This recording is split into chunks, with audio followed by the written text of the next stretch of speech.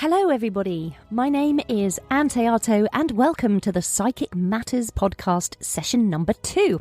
If you're already subscribed to the show, thank you so much. I really appreciate you. There's a lot of fantastic content coming up, so do stay tuned.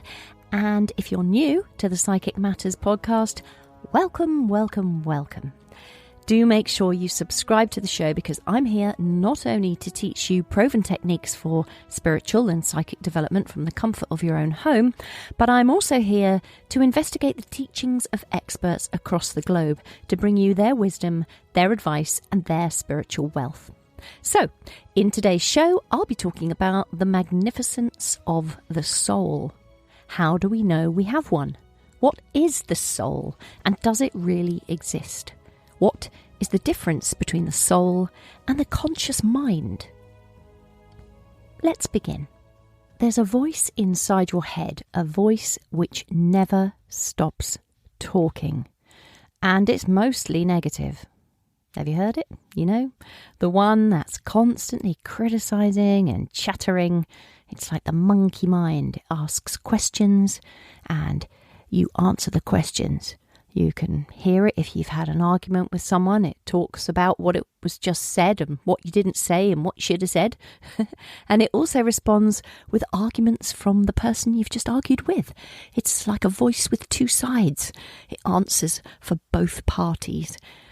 It might be that you said something nice to somebody and the voice in your head will replay that for you and it will replay the other person's reaction and then it will replay it in a different way. Like if you'd said this or if you'd said that or if they'd said this or they'd said that. Perhaps what you could have said and perhaps what you might have said. And you're sort of locked in with this crazy person in your mind. And you take this crazy person everywhere with you and you listen to them constantly. But you are not the voice. You are the one who watches the voice. Can you imagine you have an avatar of your inner voice? Give it a name. Let's call it Pam. Can you imagine taking Pam out for a walk? I mean, imagine, right? She's standing right next to you and she's a living, breathing person. And you take her out for a walk and there she is, talking to herself constantly. She's always muttering, she's mostly complaining, verbally reacting to everything around her. And she's giving you terrible advice. She's getting everything wrong, she's replaying all these scenarios in so many different ways, and she doesn't care. She's just talking for the sake of talking. And now, can you imagine introducing her to your friends? I mean, I don't even like her, but what are your friends going to think? And there's this same voice in your head, my head, and it's constantly chattering. It's exhausting to listen to. But again, remember, you are not the voice. If you can hear the voice, then you're not the voice. You're the one who observes the voice. And this voice is your conscious mind. It's feeding back to you. It's narrating the world around you. It's trying to help you make sense of stuff, everything that's happening. And that's great, but it's not you. So when you're feeling, you're feeling all these emotions, you're feeling happiness, you're feeling frustration, you're feeling great sadness, sometimes anger. But those feelings, they're not you. They're emotions, but you're the person, or rather, you are the soul self that watches everything unfold, and you're watching from a place of great stillness. You think when you look at yourself in a mirror, you look at your reflection, say, as a baby. I mean, think of the amount of times that you've looked at your reflection in all of your years here on the earth. I mean, maybe you remember looking at your baby self, or you might remember looking at yourself as a young child or teenager, or as an adult. And you've had a different face at each stage of your life. We all have. And every time you've looked in the mirror, you see a different face staring back at you. I mean, you're the same person, but a different age of face staring back at you. You know, and I mean, currently I look in the mirror and I think, oh my goodness, how did I get to this wonderful age? But I haven't changed. I haven't changed inside. My soul self is still the same. I'm the soul self who watches the mirror's reflections. But I remain unchanged and observant. There's a fantastic book which I do recommend that you buy and you read, and it's by an author called Michael A. Singer, and it's called The Untethered Soul. It's a #1 New York Times bestseller. And after I read it, I felt there are things that Michael talks about in the book that I really resonated deeply with. I resonated with a lot of the ideas in there. And Michael talks about the fact that we're constantly thinking about ourselves and our psychological well-being. In the book it says, we're very fragile and anything can upset us. And the conscious mind is sort of an anxious, insecure thing, and it worries over this and it worries over that. But what we've done is we've given it too much responsibility. We've asked our conscious mind to make sure that everything we do, everything we say is accepted by everyone around us, and that we have asked to be the life and soul of the party, that everyone's going to like us, that no one's going to hurt us, and we only want good things to come our way, and we want life to be marvellous at all times with no problems. And our poor mind is desperately trying to make all those things happen. But we've given it an impossible task. And so our mind, which is so great and so obedient, it suffers and it becomes neurotic and fearful. Your mind tries to structure thoughts and present them as a package. And by having preconceived ideas about why people have behaved in a certain way, you feel safer and you feel more in control. And it's so interesting because we're so out of control. We can't control the outside world. It's just not possible. But what we can control, what is within our control, is how we react to the outside world. Our soul is an energetic body. It's the part of us that knows who we truly are, and it's the part of us that loves us unconditionally. It loves and adores us. It's the part that always sees the good and the true within us. Our soul is the stillness within. It's the part of us that remains untouched by the outside world.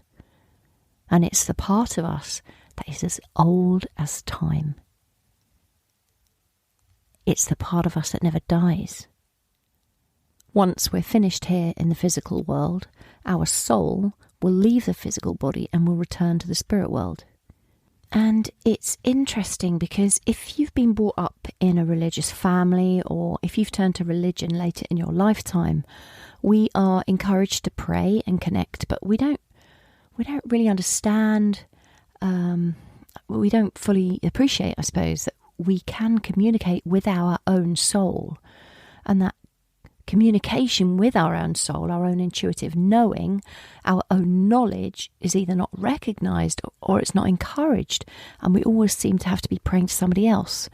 And what is prayer? Prayer is just focused thought and focused attention. So we're always focusing on the external rather than the internal. So I think that we can find ourselves moving away from our soul's calling. And when we move away from our soul's calling, we become restless and we become unfulfilled, and we find life is really challenging and very difficult, and we sort of intuitively know that there's something more, but we can't put our finger on just what it is, and we just know that life is hard. And so quite often we can turn to alcohol, or we'll turn to drugs, or we'll turn to extreme behaviour or risky behaviour just to try and touch a place within ourselves where we don't care about the physical world. We can leave that behind and touch some part of ourselves that is so much more, or we just want to escape from the physical world. But our soul is filled with infinite creative possibilities to manifest itself. And it's that pull that we can feel sometimes when we want to draw or write, or we want to take a photograph of something beautiful to capture the beauty that we're witnessing, or it's the pull that we can feel if we want to act on the stage, or paint something beautiful, or create something, or just to appreciate nature. The pull of our soul tries in some small way to express something of the magnificence of our spirit within. And I think the trouble is that we see ourselves as being these physical human beings, and we think that that is where we begin and that's where we end, but that's where we go wrong. We're not a human being. We inhabit this body. I mean, I have this body, I have this flesh, I have these bones, I have these wonderful organs that work and keep me alive. But my true self, my soul self, is where I reside. And when I die, I go back to being my soul self in its fullest capacity. Part of it is here in the physical world, and part of it resides in the spirit world.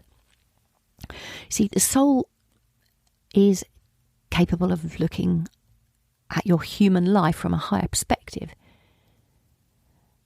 You know, I've said it resides in the spirit world, which is, of course, the place of all-knowing. And your soul is all-knowing. It knows everything there is to know.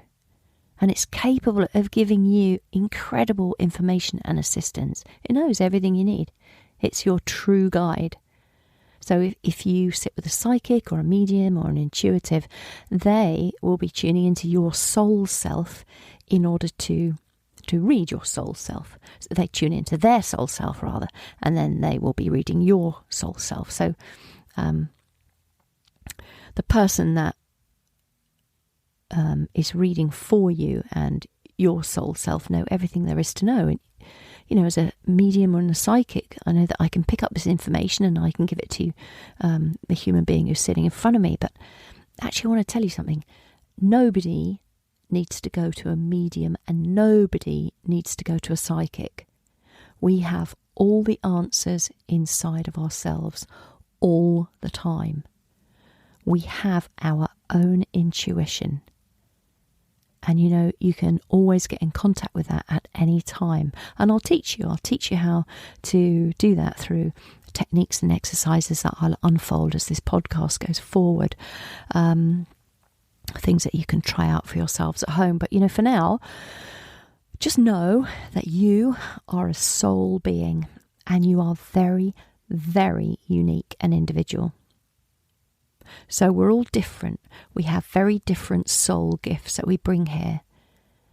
And I mean, just imagine all of us listening to this podcast right now, if we were all to sing a song and we all sang the same notes, it's going to be a beautiful song. It'll sound beautiful and powerful.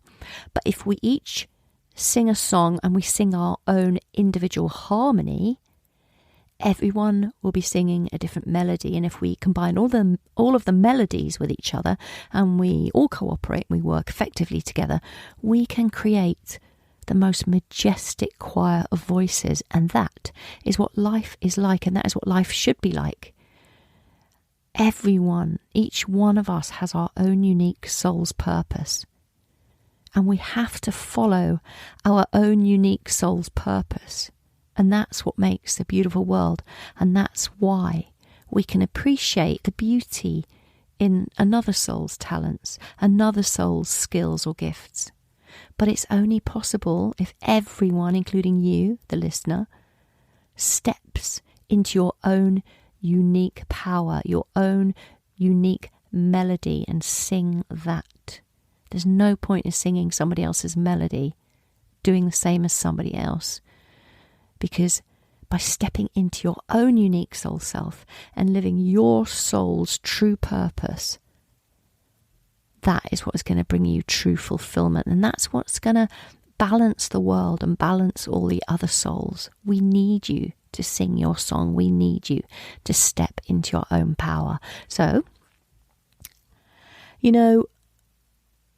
how do we do that? Life is so busy. How can we sing our own melody?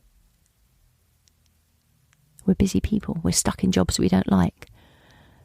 We're in relationships that we find difficult sometimes. We're in a set of circumstances that we're stuck in. There are things that hold us back all the time. There's jobs and family and children and partners and elderly parents and rent that needs to be paid. And, we have to ask ourselves, how can we use our own unique gifts when there's so much that stands in the way of them?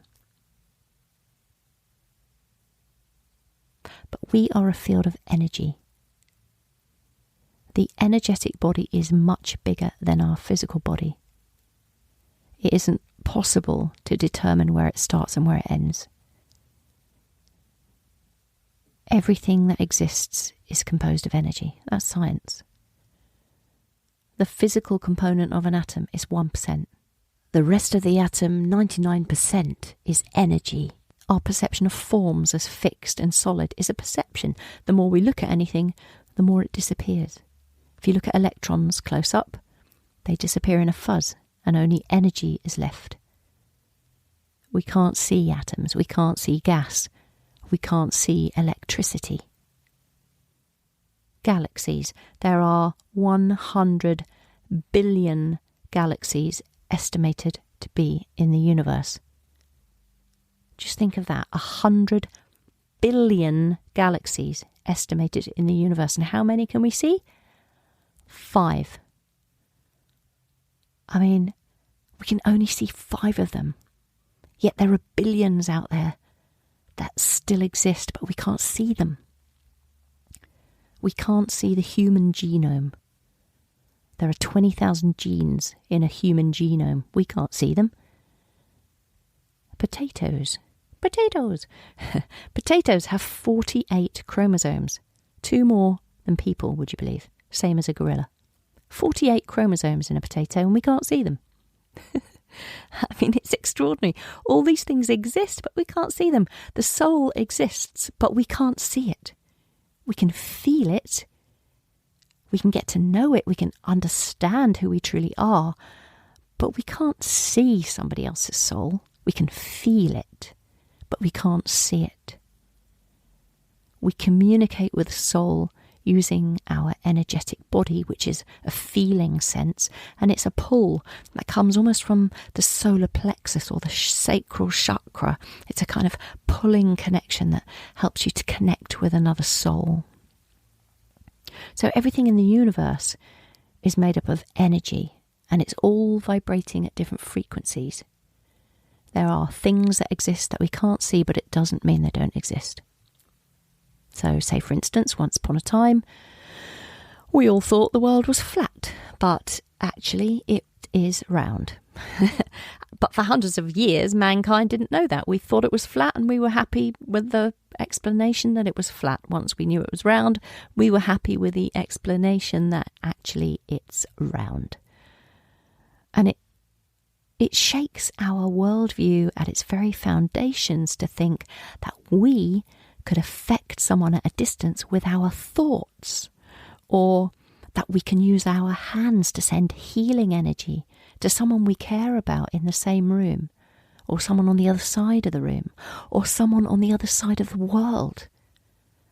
And these kind of ideas are running counter to many of society's fundamental beliefs, but it doesn't mean that they're not true or they don't exist. And I really hope that science catches up soon. We are much more than just our bodies, just our physical selves, just matter.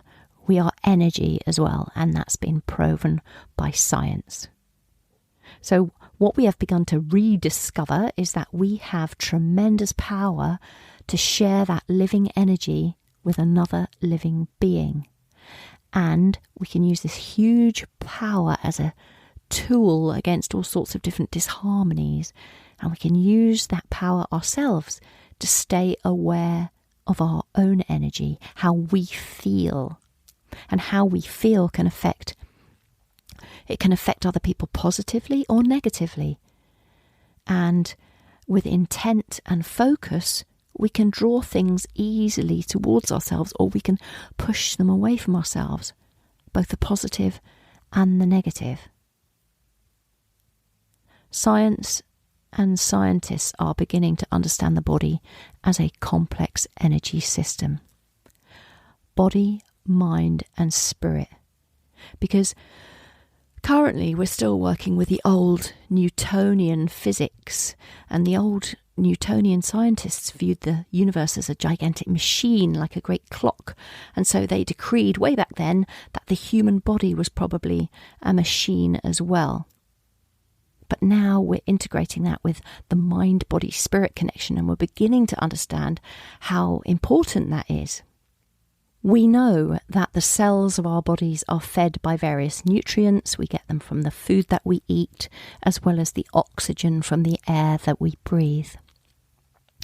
But our cells are fed also by a continuous stream of life force energy. And the thoughts that we have, thoughts are things. Where attention goes, energy flows. And we're so engrossed in the physical world, we only think of ourselves as a physical being. But our physical packaging is so fleeting. This human body that we inhabit is very fleeting. Our soul is what has been around forever. And it's our soul that once it's finished living here inside this body, it will go on to the spirit world. So what is inside of us is an energetic and infinite being, older than time. We are an energy of great intelligence, and you come with this intelligent energy to try and learn and to try and do something important. That is the energetic core of you. And once you understand that you're an energetic being and you came here to create good things in the world and to influence people in certain ways and to express the magnificence of your soul within and beauty and love, then your life becomes reconnected with your soul purpose. So you may have heard of chakras, energy systems within the body. There's hundreds of chakras in the energetic field of a human body, but we usually speak about 7 main chakras. Chakras, tomato, tomato, scone or scone. Anyway, I say chakra. But chakras are transformers of subtle energy. And so we need to allow energy to flow around our physical body and our energetic body uninterrupted. Here's something interesting I learned, that each chakra within us interacts with other people's chakras, and the chakras of people interact to create society's unique chakra system. And society's unique chakra system relates to the chakra system of other cultures and societies. And the chakras of different cultures meet and form the Earth's chakra system, which we live in. And this energy vibrates within the evolutionary chakra system of our time. And as more people in our society balance their chakras, society will change. And as society changes, it will create a new resonance with other societies and nations it meets. And eventually, the peace we all desire will prevail in our world. But peace, world peace, it's a lofty goal. I can only imagine it is quite some time away. Aeons, we might think. So what can we do now? There are many, many things we can do to change the way that we walk in this world for the better. But how? How do we follow our soul's purpose? Quite often, as we walk here on the earth plane, we choose our life path out of fear, disguised as practicality. There's a British writer, Sydney Smith, and he wrote, that a great deal of talent is lost to the world for want of a little courage. And another writer, George Lois, wrote a book, very good book, do read it, Damn Good Advice. It's a brilliant book. And he says in that book, a talented but meek personality can never join the pantheon of the greats because timidity leads to mediocrity. Fear of the fray results in a great deal of talent lost to the world. The courage to create only superb work through thick and thin and fight to protect it at all costs is not generated in the head, it comes from your very heart and soul. We have infinite power. Everything you need is inside of yourself. You're perfect as you are. Our ego gets in the way. Our ego is just something that we do. We try to add to ourselves to be a little bit better than we are. But we don't need to add anything to ourselves to be better. We're perfect. We are perfect soul beings. Spiritual life, it doesn't happen only in church or a temple or a religious house.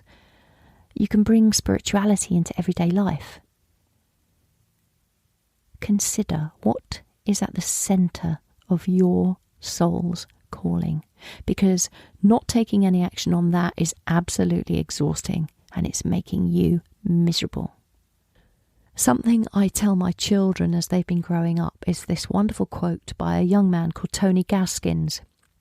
And he said, if you don't live your dreams, someone will hire you to make theirs come true. And so I've always encouraged my children to go and do whatever it was that called them. I didn't have that luxury with my parents. I had to go and get what they termed a proper job. I had to go and be a secretary. But what I really wanted to do was follow my soul's calling, which was to be an actor. That's what I really wanted to do. And it wasn't until my mid-20s that I followed my soul path. So it's very important that we don't live someone else's dream for us. My parents' dream for me was to wear a suit, put on some tights and some high heel shoes and go in and out of the city of London and do a nice little secretarial job. But that's not what I wanted to do.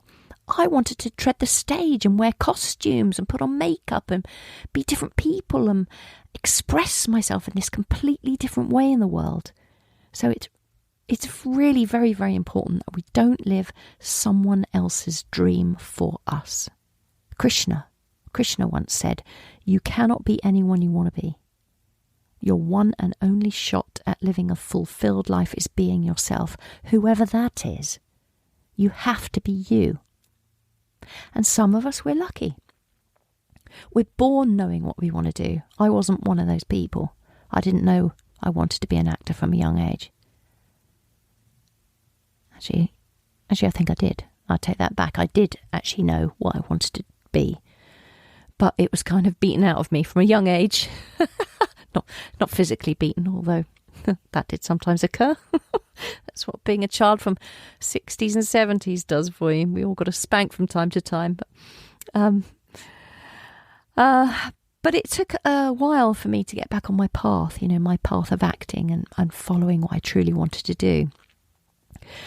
And I mentioned in the first episode of this podcast that I have 4 brothers and me, so there's 5 of us. And 2 of my brothers knew exactly what they wanted to do from a young age. One of them discovered carpentry at school, and he found out he was really, really good at it, and he really enjoyed it. And now he's this wonderful cabinet maker and a master carpenter over in Brisbane in Australia. So if any of you are living in Brisbane and are looking for a fantastic carpenter, I'll put his details in the show notes. Barry Théato, Brisbane. Quality custom carpentry. So Barry knew what he wanted to do as a child, and I had another brother, Nick, and all he ever wanted to do as a child was draw pictures, and he was always brilliant at it. He was born brilliant at drawing. I mean, it was just a waste of time having drawing competitions when he was involved. We'd all sit around in a circle as kids and we'd pick something to draw, and then we'd all draw it, and after we'd finished, we'd all pass the drawings around the circle, and we'd score marks out of 10 for what we thought that child should get for that drawing. And of course, Nick always won because he was so brilliant. But he went on in his life to become an absolutely fantastic illustrator and graphic designer. I'll put his name in the show notes too. I mean, they don't even listen to this podcast, but anyway, let's give them a plug. So, with my children, they were lucky. They knew what they wanted to do from an early age. And because of my learning and my knowledge, I encouraged that from the beginning. So the minute my son showed an interest in playing the guitar, I enabled him to get his first guitar. He had to do several chores, as I remember. I think it was £28, his guitar. So I asked him to do 28 chores for £1 each in order to earn his first guitar. And we put this little star chart on the fridge. Oh, such sweet memories. But anyway, he earned his first guitar, and now he's in 4 bands. He's just finished a degree in sound production at university, or he's just finishing his degree rather. And music is his life and his passion. So that's my son. And my daughter, she knew what she wanted to do from the minute she was born. She wanted to be a fashion designer. And I noticed when she was young, if there was school book day, is that what you call it? Reader book day? I don't know. But she would make her own costume. The children go in dressed as their favourite book character, and she would make her own costume. She wouldn't allow me to get her one or give her one or make her one. She had to make her own outfit, and she'd go into the fabric box and she'd cut 2 pieces for the arms and she'd stitch it together. She was 4 years old, with these big old stitches, and I'm not saying that she was a great sewer, but I'm saying that she was trying to create a costume for herself. She never went to school in the same outfit twice. She had one school uniform, but yet somehow she went to school in a different outfit every day. How that worked, it remains a mystery to me. They had a few pieces to the school uniform. You had grey shorts, a white shirt and a gingham dress. You could also have a gingham skirt and a gingham blouse, and she mixed and she matched, and she wore this piece with that piece and that piece with this piece, or she'd wear her hair differently, and sometimes if she was just bored, she'd put her shoes on different feet. Nice to say to her, my goodness me, you'll trip up, put your shoes on the proper feet. And she'll say, no, I like them this way, and I let her. And believe you me, sometimes she went out in some incredibly creative outfits when she was very tiny. But I allowed her to explore that aspect of herself. And she went on to make her own clothes from the age of 9 with a fantastic mentor that she had, Amanda Riley, with a fashion factory in northwest London. And now my daughter is at the London School of Fashion, and she's studying a degree in costume for performance. So when we have the right people to encourage us to step into our power, our soul power and our soul purpose, that's great. And I mean, lucky them. Lucky, my kids were lucky. I recognised the importance of following your draw from your soul, but not so lucky for some of us because we didn't have that support. I know I didn't. So how can we find that in our lives now? How can we find out what our true soul's purpose is if we somehow feel we've missed the boat somewhere, and you know, all we're doing is a job that we don't really enjoy, and we're struggling to pay the rent, and we're not happy, we're not following our gifts. So how do we do that?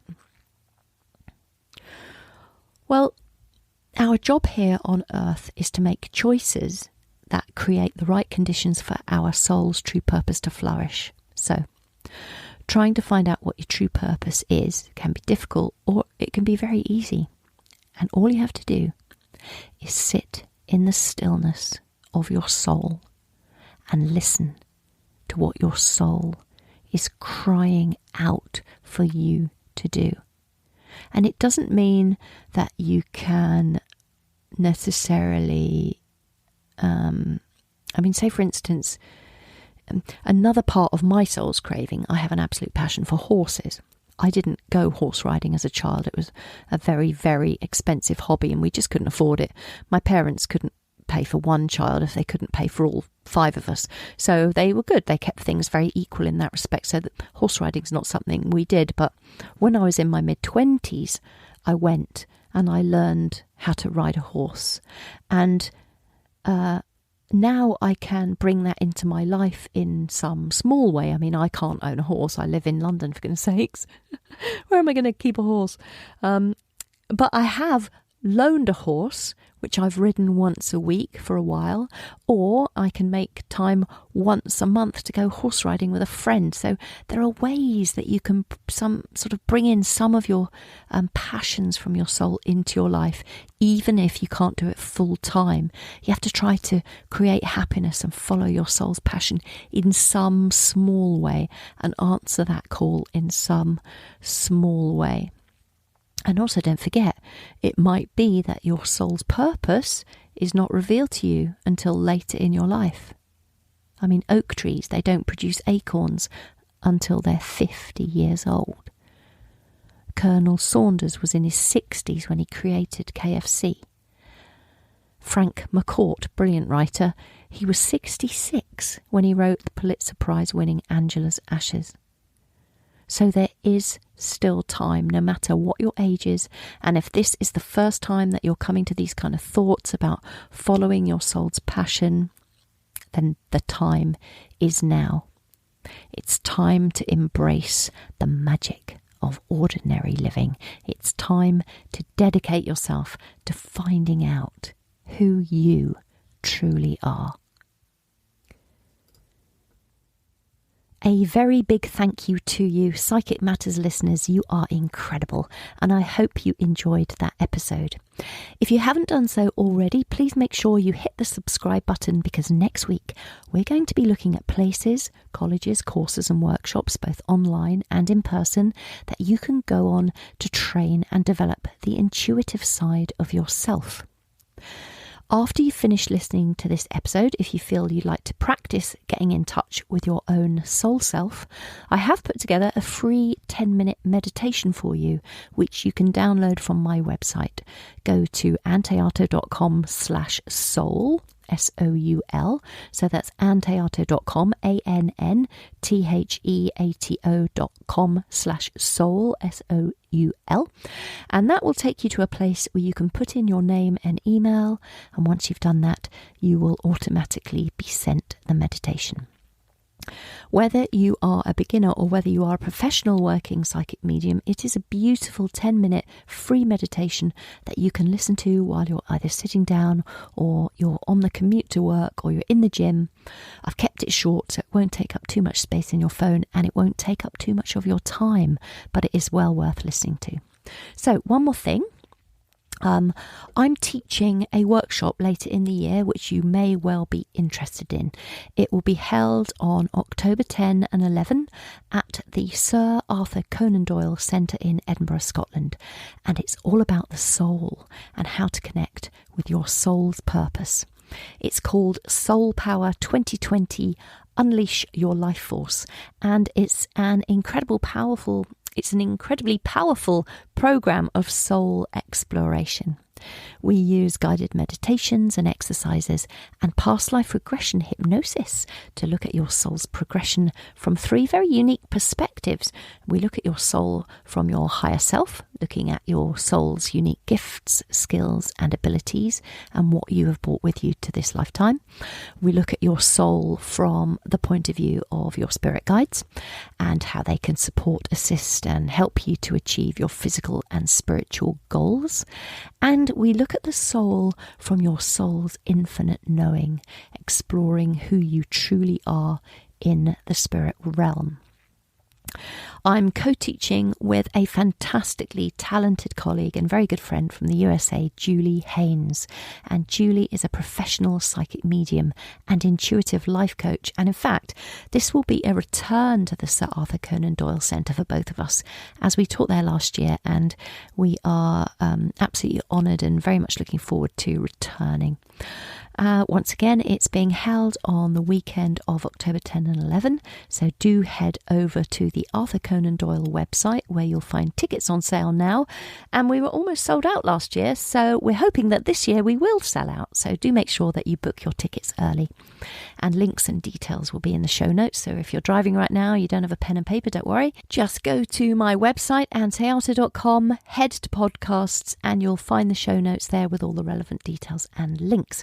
Lastly, please know that I'm here to help you out, so do let me know what you need help with. What would you like to know about? I would love your suggestions for any topics you want me to explore in this podcast, or if there's any particular person you'd like me to interview, just ask and I'll see if I can invite them onto the show. If you'd like to carry on the conversation with me and with each other, or let me know what you would like me to cover in this podcast, please do head over to Facebook and search for the Psychic Matters group page. Once more, my name is Ann Théato, and thank you for listening to Psychic Matters.